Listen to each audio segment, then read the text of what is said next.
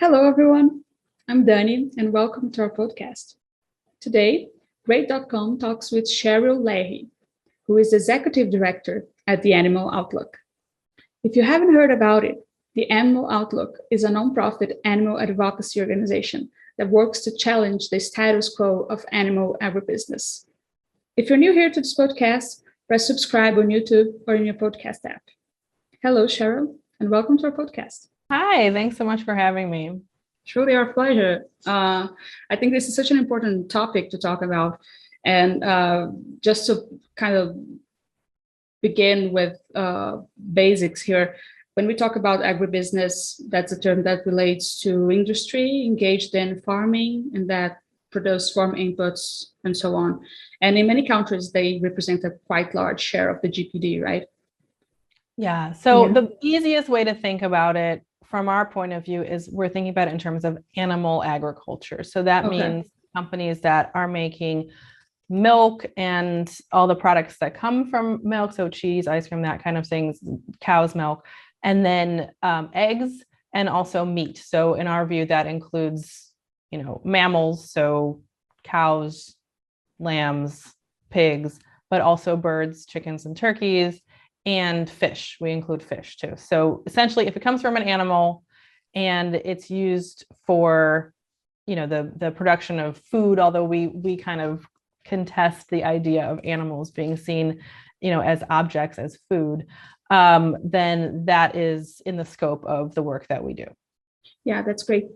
Especially because when I think about industries, I think that's maybe most common thought is that industry focuses on profit. And this industry would not be shy on that, like on mass production and cutting costs, whatever that means, and especially in this case, maybe exploiting its feedstock. So, yeah, I think what people don't know if they're unfamiliar with this topic, it really shocks people when they realize just how bad it is, how much it has gone into this kind of industrial structure. I think some people have an awareness that there is this sort of factory farming concept out there that happens sometimes, but it really is the standard. It really is the way that these products end up on grocery store shelves and at restaurants, right? So if people are going out into the world and they're buying meat, milk, or eggs, this is the way it's getting to them. I think people have this feeling that, oh, maybe, some of it's that way, but most of it is this kind of old McDonald's farm way of doing things. No, we're past that.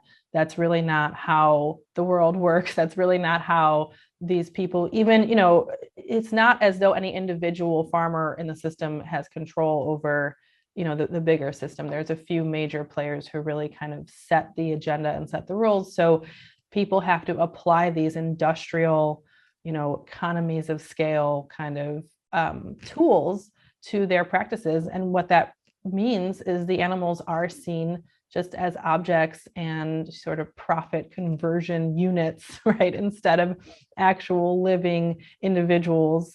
And unfortunately, the way that these processes are applied means that cruelty is standard across the board. I mean, there are standard practices, not just, a worker kind of going off and being violent, although there's a lot of that too, but standard practices that are part of the business that are unbelievably cruel, widespread, everybody's doing it, but unbelievably cruel at the same time. So cruelty and animal products, one and the same. So what's something that really is encouraging, I mean, I see all this in a very sort of dark way. It's very dark and kind of big and heavy, but I think something that's very encouraging is knowing that most people, the vast majority of people, really oppose animal cruelty and they don't want to see animals being mistreated. So once we understand just how interconnected those things are here, just how much cruelty is a part of this system, you can't take it out of the system, then it becomes very clear that, we should not be supporting this system. Yeah, absolutely. And in that sense, what is the work that Animal Outlook has been doing so far to combat that? So we have 4 programs. They all orient themselves toward finding ways to address the large-scale systemic harms of animal agriculture. One is our undercover investigations work, and I think that one's particularly important. That is the actual gathering of video, basically evidence, to show what is happening inside these places, inside hatcheries, grow out facilities, slaughterhouses, transport. I mean, every stage of the process, what actually is happening. And it's so profound, to actually see some of this footage. I know it's hard for people to watch. It's very violent, but just to put it into context, I mean, we all grew up in an environment where most of the messages that we heard every day, multiple times, so we still hear that. I mean, I've been, looking at this footage for all these years, and I still hear the same kind of messages every day from these advertisers whose job it is to sell us more animal products. So the story that we've been given really does not align with the way people, as just part of our humanity, how we feel about animals and how they should be treated. So what these investigations do is they kind of break that apart, that unanimous kind of monolith of messages that we've gotten, they break that open for us. And that's really powerful. There's been a number of efforts to shut that down or to censor what we're saying and what we're seeing, but you really can't dispute what comes out on video, right? You see this and you see it over and over. We've been doing these investigations for about 20 years now. And every time we go into one of these places, something new comes out of it. Something is so interesting or depressing or violent or even just kind of subtle and poignant. Sometimes the things that stick with me are kind of just the human side of it. How do people live in these environments and how do they kind of justify or compartmentalize these things? But either way, this is a library of material. This is a treasure trove of material that really is rare, and it's a rare opportunity to be able to see this. And, I think of it as sort of a right. It's about exercising your rights to be able to see what's really happening in this massive industry, because everything else that the industry is doing is trying to block you from being able to see that and tell you a story that's completely untrue. So that's the raw material that we have as the investigations. That's number one. Number two is we have our legal advocacy program. So what that program does is it takes laws that are out there and it tries to use them to address some of those large scale harms. So sometimes that means trying to get enforcement of animal cruelty laws based on our investigations, or civil litigation lawsuits based on our investigations. Sometimes it has nothing to do with our investigations, and it's just about how do we address some of the big picture harms that the industry is doing. People can come to this issue of being sort of anti-industrial animal agriculture from a number of different points of view. Obviously, we're an animal organization. That's kind of the center for us. But you could have just as compelling an argument coming to this from the point of view of human health, the point of view of environment and trying to protect the environment, and from the point of view of human rights. There are some really serious worker treatment issues in these facilities. There's some, major environmental justice issues. So there, if you add them all together, it makes a really compelling case for just having to, the imperative that we all have once we're aware of what's going on to really turn in another direction. We can't continue forward in our society with the values that we build our society on while we're continuing to have this unbelievably cruel, unbelievably wasteful, exploitative kind of, unequal system that this major animal agriculture or agribusiness system represents. Yeah, well, thank you so much for sharing that. I'm sorry to interrupt you. Please go on. No, sorry. So that's two of our four. Yeah.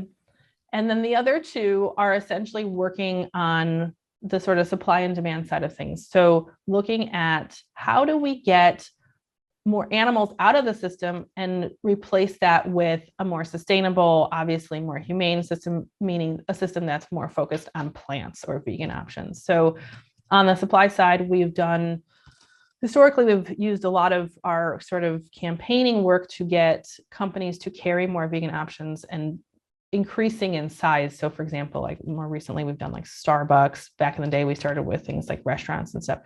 But basically saying, look, if there are relatively few players out there who have a lot of control over what is presented to consumers, over what is purchased on the supply side. And so if we can get them to kind of push into more plant-centric instead of animal-centric, we're making a big impact. So that's been successful. What's really interesting about that is there's also kind of outside of the advocacy space, there's a lot of market forces that are pushing that. So that's really has great momentum. There's a lot of interest and a lot of growth in the vegan side of the market. We're also doing work now and just increasing that now to shift animal farmers outside of animal farming and into plant farming, because some of those farmers are as stuck as you would be very surprised at kind of some of the economic forces that are in place. So we're trying to kind of say we can make a big impact in this area as well. And the fourth program is sort of wraps it all together, which is really how do we get on the demand side? How do we get people really empowered and educated and deciding to make choices where they're sort of voting with their dollars? They're deciding to stop buying animal products and start eating vegan, purchasing vegan, and really understanding both the hows and the whys of vegan eating. So kind of mainstreaming those social norms and those behaviors. And that's why we have resources, like we have tryveg.com, we have Veg Week coming up where we ask people to pledge to go vegan for a week, and we give them a lot of support and encouragement and free things and excitement around it. So it all works together, all the programs work together, but the idea is what can we do that could be high impact to address some of these systemic harms of animal agriculture.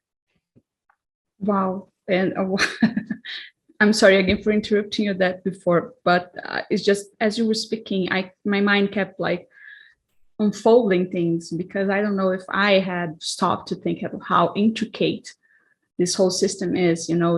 I think I'm in a sort of merry-go-round, like I go to the market and then I buy my meat and then I eat my meat and then I go to the market again. And I don't really stop to think on all the forces that are involved that keep this thing spinning. So again, thank you so much for that perspective. I think it's massive. It's very interesting that you say that, because I think that's right. I think most of us are sort of playing into a system that we have been manipulated into, right? I mean, like we don't understand exactly the level of control or the level of narrative, manipulation that's going on. And so once we do kind of pull back the curtain and see what's happening, I mean, I will tell you personally, I find it endlessly interesting. There's always something new to figure out. There's always some depth of, oh, this is connected to that.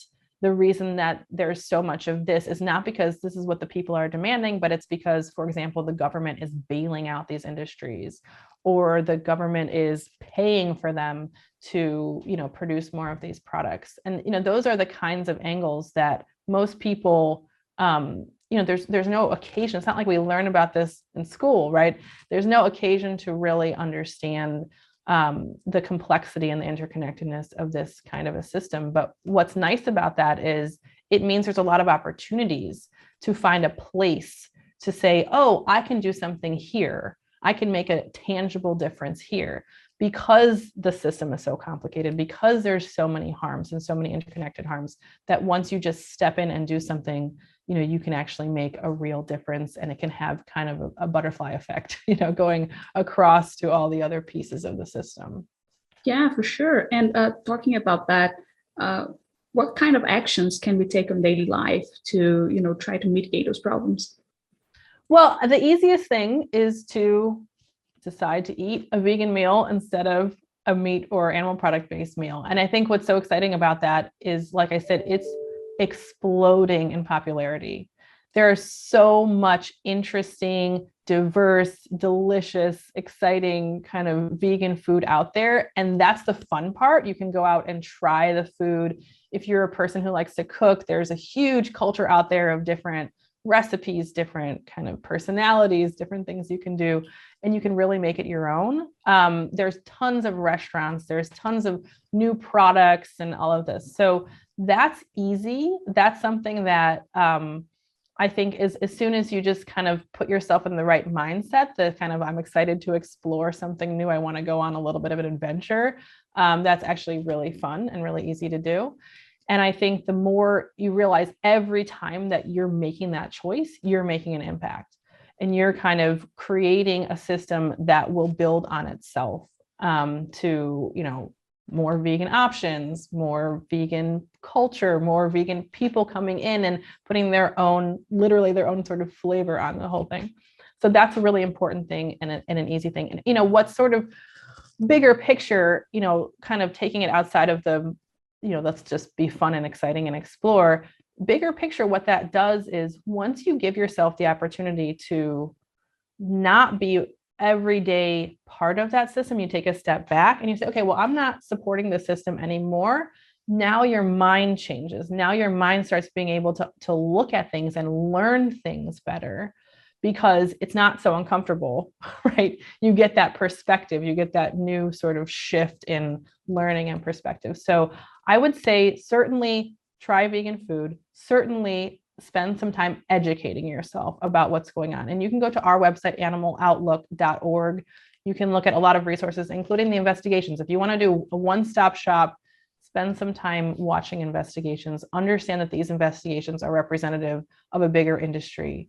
You know, there's so many there, you'll get this sense that, you know, this isn't just a one-off thing, right? This is the system in the way that it looks. We also are always looking for volunteers. If you have a particular skill that you think you can donate your time, and, you know, we spend a lot of time with volunteer attorneys or other professionals, but you can also don't have to bring a particular skill. There's always things that you can do that we can help you learn. There's a lot of work that we're doing in our outreach about how to be effective and engaging and friendly with people, how to have conversations with people. That's a fun thing to learn and can make a huge impact. So certainly get in touch with us. You know, follow us on social media. We're on Instagram, Facebook, Twitter, LinkedIn. And of course, you know, we can't do any of this work without donations. You can certainly, you know, make a donation, and that will empower us to be able to continue the work that we're doing and to do more of it. So there's, you know, a number of different ways you can get involved, a number of different things that you can do. Oh, absolutely. And there's no reason why people shouldn't help, actually. So yeah, there's anything that you feel, I mean, there are so many different ways you can make it your own. I really want to kind of hammer that home, because it's such a big issue. There's always going to be something that kind of lights you up when you kind of get involved in this issue and learn about it. And, you know, we can help you along in that journey. Yes, absolutely. Thank you so much for talking to us today and sharing all that information. Thank you so much. It was really nice talking to you. Truly our pleasure. And for everybody listening, thank you as well. If you want to try something vegan, don't forget to go to tryveg.com.